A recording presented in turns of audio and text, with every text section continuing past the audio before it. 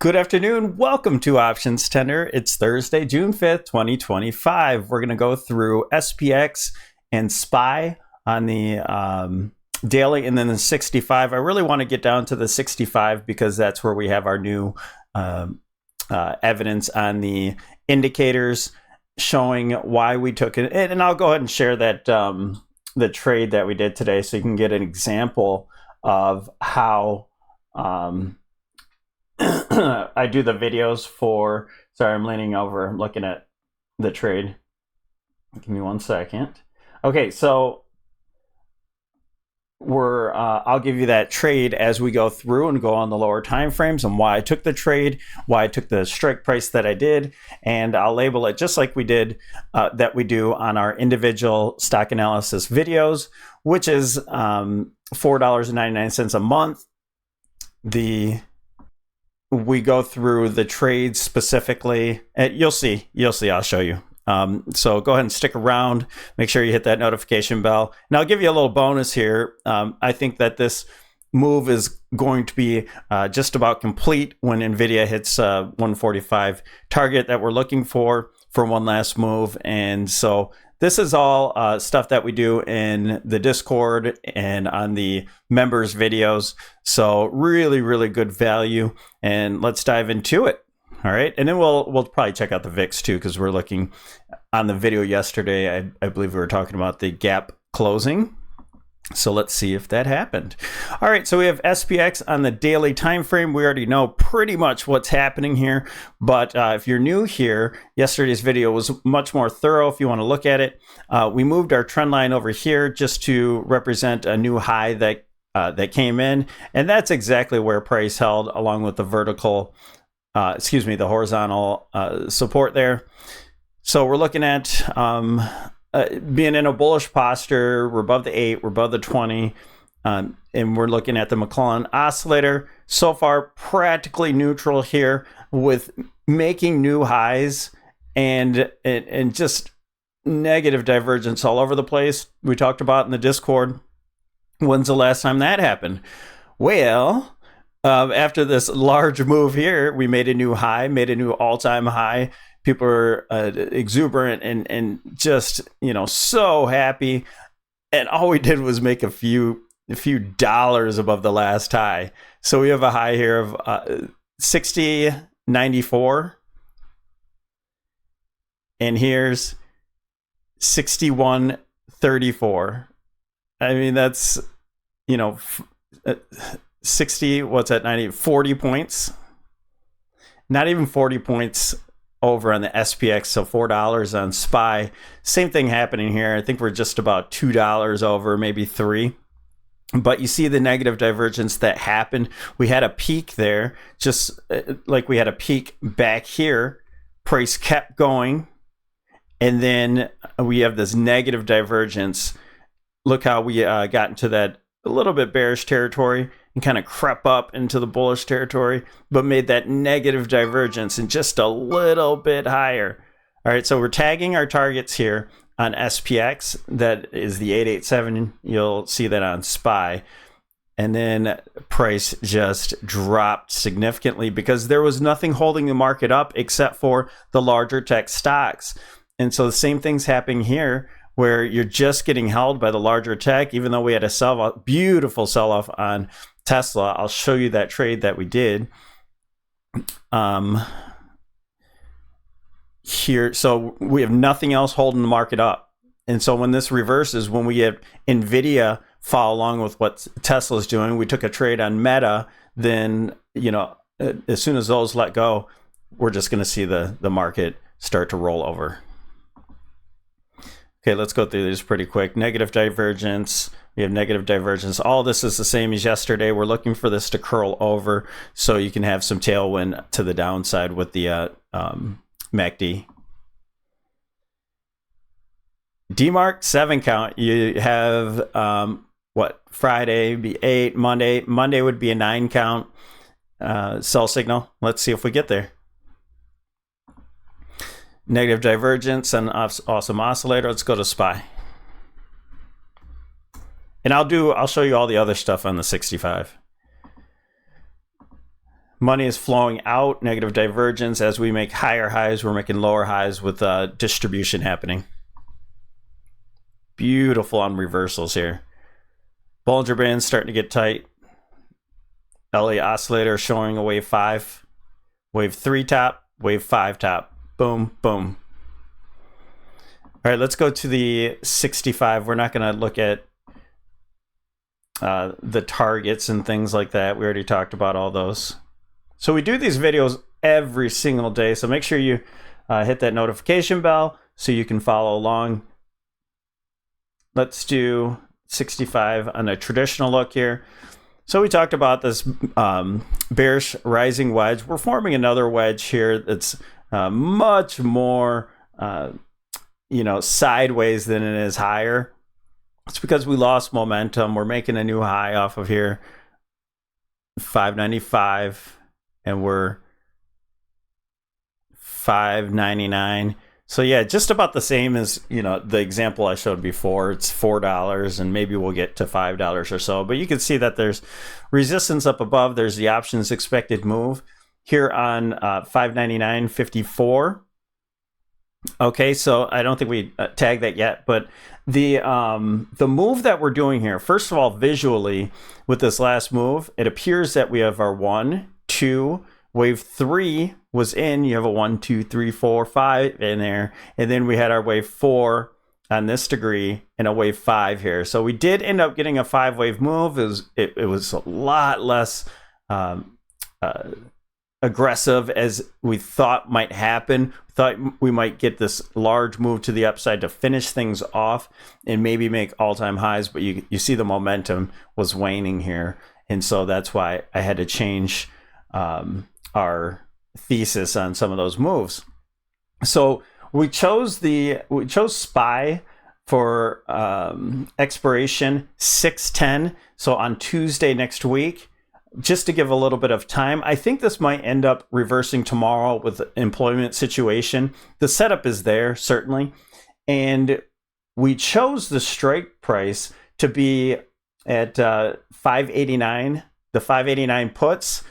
And the reason why I did that is it's a theoretical trade. So if we make it up here to the options expected move up top here, which I do think will happen, then just theoretically, by tomorrow, we could hit this number.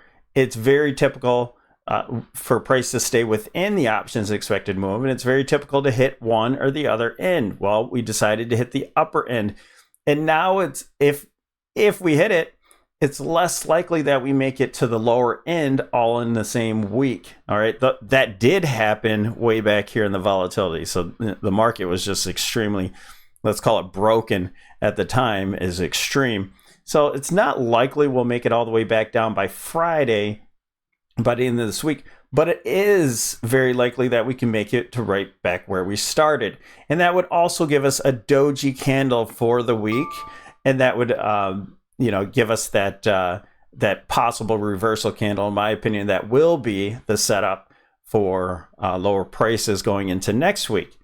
And so I wanted to give just a little bit of time and for this to play out, and that gives us until Tuesday to hit our strike price, plus more. If we do have a negative day tomorrow, then likely we may even hold the trade into or roll it out into, because Monday should be a follow through of whatever happens tomorrow. It's just very typical. Okay, so that's our trade setup. That's why we picked it. And also, now that we're on this traditional look, of course, our moving averages are all underneath us. That's what held. And then now we have negative divergence again on the RSI after our little correction yesterday. Now we have negative divergence there. We have negative divergence on the slow stochastic right here. And then what we were looking for, we talked about it yesterday. Not only did we have this divergence from back here, we had a nice correction. It's pretty shallow, but we had a nice correction at that point. Okay, so that corrected, and we started to make new highs here. lower highs, obviously, from that point. But from this spot yesterday, this is the important part. We're making negative divergence on the MACD in this very near term. So this setup is very beautiful in this near term. We didn't have to have that to reverse, but this gives us much more confidence that it's going to reverse. That's why we picked such a short-dated option strategy there. Okay, the DMARC, we had our 9 count. Clearly, we made a new high. That happens just like here. Made a 9 count, had a tiny correction, made a new high, corrected after that. Reversed after that, I should say. Awesome oscillator in the very near term. After that correction, same thing. In that very near term, we have a negative divergence right there. Money flow. Again, this is exactly what we talked about yesterday. This is exactly what we needed to take the trade. And we got it. So just like this situation here, where you made your high, you made a new high, negative divergence. And this one, as a matter of fact, it corrected to say and came back above, but created another divergence. The money's floating out. This is distribution. We're in overbought territory. And we just made a new high here today with money flowing out. Bollinger Band. We had the sell signal already, even though we made a new high. We're not back at that Bollinger Band top yet, but we have negative divergence. Awesome oscillator, or excuse me, Elliott oscillator. Same thing. Wave 4 on the smaller scale. You had your wave 4 high here, and guess what? Same exact thing. Wave 3, top of wave 3 into top of wave 5. That's what this indicator does. So we have our top, in my opinion, in. Now, that doesn't mean that it could be a top. It doesn't have to be the top, right? So that's where our two scenarios play out. This is wave 4 into wave 5. This is done. Now we're looking for initial wave 1 down and a wave 2 up. That's our zigzag. We had our ABC correction. It's done. Okay. And for our bulls, this didn't turn out to be a wave 1, 2, and then a 3, just, you know, skyrocketing above. So what we're doing now, let me get those out of here because that's not happening. So what we're doing now is we're going to get our reversal, whether you're a bull or a bear. And so you'll have to count this as an A down, an A, B, C, into a B, and then a wave C, which should look just like the which should look the same as the bull and bear scenario. They both should be a 5-wave impulse move. All right, let me get this out of here because we already had that. So we're going to look for an impulse wave down for an ABC expanded flat, and you're going to want this zone to hold, and then you want higher prices after that. All right, that's what the bulls are going to look for. It's pretty much narrowed down to those two scenarios, and that's what we did. That's what Elliott wave analysis can help us do, is kind of narrow situations down. All right, when we're back here, there's many situations that can happen, but obviously if more information is given to us, we can start to work things out. So those are the two scenarios. Real quick with the VIX. So we ended up going lower. We closed the gap. Boom. And we made a new low here. Great. That's a divergent low. We know that there's positive divergence. We're filling out this wedge here. Let's keep an eye on this. It's going to end up playing out. Again, we're in that low cycle. And today is, I guess I better show you on the daily. Again, we talked about this yesterday. Even though we broke down from this trend line on the weekly time frame or the monthly time frame, we're probably going to have a nice wick through it. That's just, you know, that's just how it works with the VIX. It's all over the place. And we have the daily cycle low here today. Today is the ideal low. All right. So if it reverses as of today and we have a negative day tomorrow, meaning the VIX is higher tomorrow, that's just going to be a perfect low here. Doesn't typically happen that way. Usually you're in the zone. All right. And there's your rising phase. That's what happens in the rising phase. And then we dropped into the into lower phase here. We did get a little bounce from it. And then we went lower into the minor phase. That's what happens in a downtrend. And then we started to peak in the rising phase here, and now we're starting to trough here in the declining phase, and we should see what happens after that. So now we can actually draw this as a larger wedge because we made a new low here. So almost like a channel. So let's see what happens after this. Awesome. So here's our Tesla trade that we took. We had multiple trades. We even did a lotto that was a 3-banger for it. Let's look at Tesla. And what we did on Tesla was we looked at